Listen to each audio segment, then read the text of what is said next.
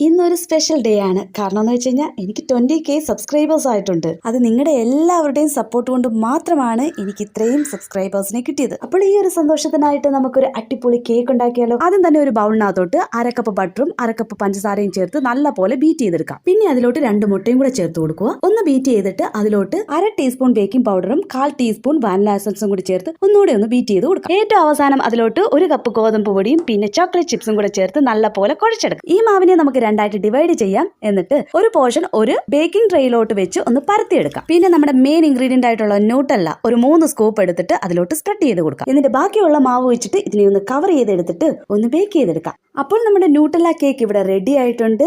പിന്നെ ഞാൻ വേറൊരു കേക്കും കൂടെ ഉണ്ടാക്കിയിട്ടുണ്ട്, റവ ഗീ കേക്ക്. ഇത് എന്തിനാന്ന് വെച്ച് കഴിഞ്ഞാൽ ഞാൻ വർക്ക് ചെയ്യുന്നിടത്ത് കൊടുക്കാൻ വേണ്ടിയിട്ടാണ്. അങ്ങനെ ഞാൻ ഉണ്ടാക്കിയ 2 കേക്കും സക്സസ് ആയിട്ടുണ്ട്. അങ്ങനെ എല്ലാവർക്കും ഇത് ഇഷ്ടമായി. പിന്നെ ഒരിക്കൽ കൂടി എല്ലാവർക്കും